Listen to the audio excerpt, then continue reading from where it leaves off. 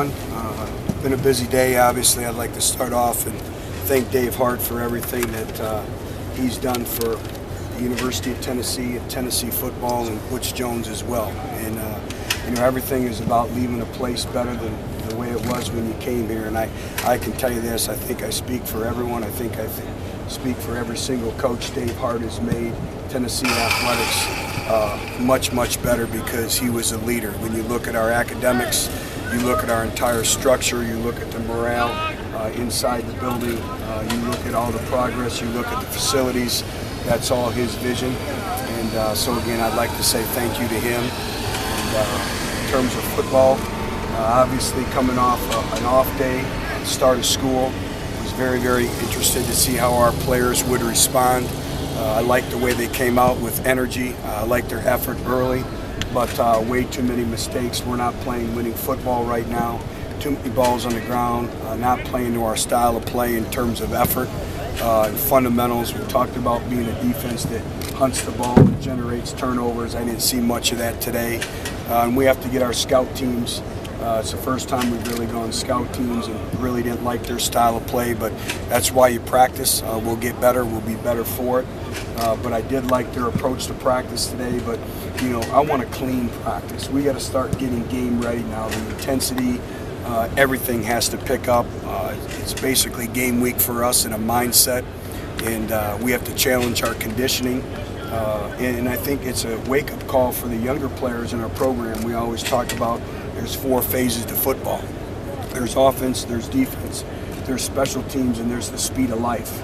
And I think the speed of college life caught up with them a little bit now, of having a full class load and having your student body on campus and the clutter and the distractions and being able to take care of your body, get your 8 to 9 hours of rest, hydration, full-time study hall at the Thornton Center, all that goes into it. So they're kind of going through a learning process right now.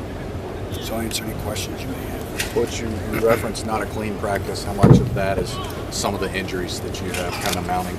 I wouldn't say mounting injuries. I think we're ahead of schedule right now injury-wise and where we've been. I think it's nagging camp injuries. The only significant injury right now is Chance Hall. Chance had some arthroscopic surgery on his knee. He'll be out anywhere to 4 to 6 weeks, but we got great news on that. So, we look forward to getting him back. A lot of things are just nagging injuries that you go through camp, but I think a lot of it too is our players learning how to take care of themselves, and they've done a good job to date, but it's a lot of the younger players. But I think that does challenge you a little bit. We've also held some players out just for precautionary reasons to make sure that they're fresh and all that. But I think it has a little bit, but it's the next guy in, the standard, the expectations, our work capacity, that never changes no matter who's on the field. Butch, it's kind of a story that's been told many times by now, that you stayed in the hotel room with Dave Hart till I think 5:30 in the morning and accepting the Tennessee job. What about your relationship was born that night, and how much differently might have you viewed the Tennessee job had you been meeting with someone other than Dave Hart? Well, that was a long night, and I had a great job. We just won a championship, and I wasn't looking to leave. But obviously, it's Tennessee, and it's the great tradition, great fan base, everything. But that was a long night in Lexington, Kentucky. But Dave Hart sold me on a vision, and he's given us everything that we've needed to be successful here. He understands, what it is to be a coach. So he's meant a lot. And it's not just football. If you talk to Rick Barnes, if you talk to Holly, if you talk to anyone, he's very, very supportive. As we all know, he's extremely competitive. He thinks like a coach, and that's been very, very helpful in turning this football program around. Have you met him before that? Was it the first I had not. What did you know about him going in? Tried to do my research right away, and what I knew is he had a tremendous reputation of building programs. When you look at the success that he had, whether it was East Carolina or Florida State, so I know everyone spoke very highly of him, with the individuals that I spoke with. But you've been pretty supportive of him and the job that he's done throughout his tenure. Are you disappointed at all that he's going to be stepping down? Oh, that's life. And, things sudden change and things happen all the time, and that's a decision that him and Pam made, and we're going to respect that decision and move forward. And I know that he's looking forward to the next phase of his life, but he has unfinished business here, and our administration will go out and they'll get a great person in that role. It's obviously a great job, but it's also a demanding and challenging job as well. Butch, I know you guys have settled the Title IX lawsuit, but you've made it clear there's still ongoing education and still a commitment to cleaning that component up. But I wonder, how much does it impact you when you think you're getting now to just focus on the football season and you've got the distraction looming over your head, potential distraction looming over your head of the guy who hired you being on his way out the door? I don't look at it, John, as a distraction. I think of it as an opportunity. So it's not a distraction. That's a decision that Dave made best for him and his family, and we support that decision. But I'm very confident that, we'll find a great person who can lead us, and I'm looking forward to working hand in hand with that person. But I can't say enough about Dave and everything that he's done, but, that's life. And so I don't look at that as a distraction at all. I try to look at those things as opportunities to grow and get better. Coach, any update on Alexis Johnson since you spoke on Tuesday? Yeah, Alexis Johnson was out here a little bit today conditioning. He'll continue to have to work his way back into our football program and on our team. There's been no timetable set. He understands the requirements that have been laid out in front of him, things that he has to accomplish. He did very well in the classroom last semester. But it's a day-by-day process. What are you kind of hoping to learn from the scrimmage coming out? Well, again, situational football. How can we handle situational football? Being able to communicate with no coaches on the field. I didn't think we communicated very well today. I don't know if that was a byproduct of school and a day off.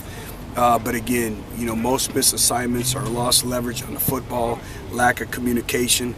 Missed tackles, and again, we have to do a much better job of communication. But I think what I'm looking forward to is consistency, focus, and execution, and all 11 individuals playing as one. And we haven't had that where we've had all 11 yet play for an extended series, and that's something that everyone has to take responsibility for and execute and do their job. So what are some of the players you're looking at on the offensive line? You said you wanted to go 7 or 8 deep. Are there some guys that are emerging as candidates for that rotation? The great thing is we have competition there, and everybody's pushing everyone, and we look forward to getting a chance back.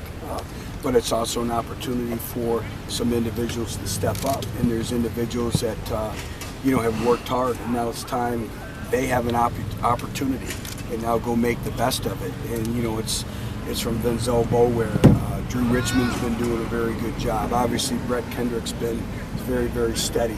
But there's a youngster too who's starting to do very well, and that's Marcus Taylor. He's an individual who continues to gain the weight necessary. He has very, very good length, and been very, very impressed with him. I think Ryan Johnson. All these youngsters are doing a very, very good job. Nate Niehaus, all of them. So, I see that group collectively getting better, and we need that because, like I said, we're looking to place 7 or 8 individuals and go as deep as we possibly can. Butch on Alexis Johnson. Brandon and a lot of people in the offensive line to a lot of different positions.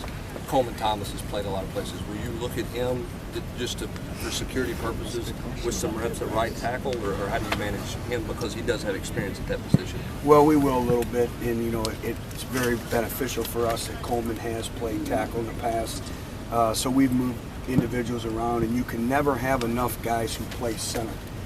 I want to say our first year we played at a bowl game, and both of our centers went down, and it's the most uncomfortable feeling on the sideline when you're worried about who's snapping the football. So again, we've worked a lot of individuals in there.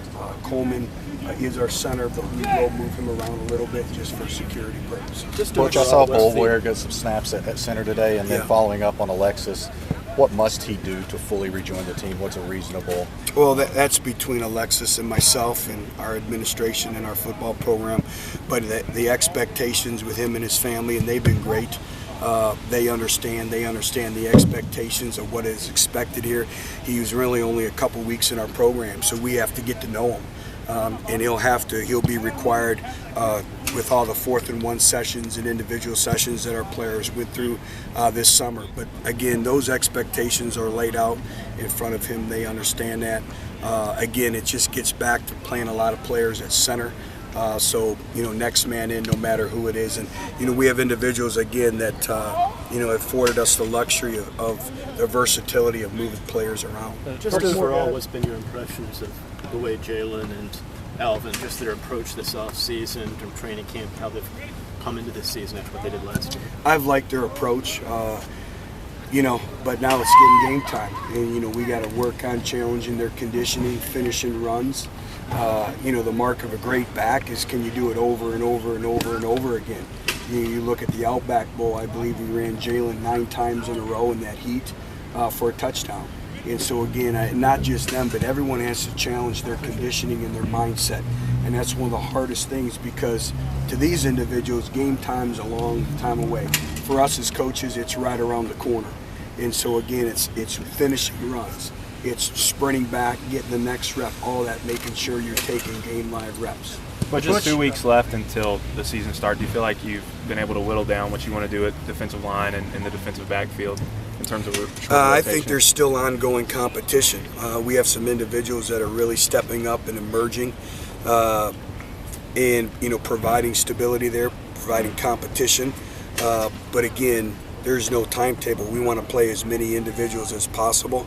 But I like what I've seen there so far. Butch, in terms of just purely on the field or purely strength and conditioning standpoint, have y'all gotten an idea of where Alexis is in terms of has he stayed in shape? Has he done those things? I'll know a little bit more later today. This is the first day I've seen him, and I can tell you he probably has a lot of work to do, but that's understandable. But that's why we're going to take it day by day and not put any timetables on anything. And just the whole process is going to be looked at one day at a time. And also, Coach Andrew, do you have anything to add? No. Come on, Andrew. I said you were a bad Go for it.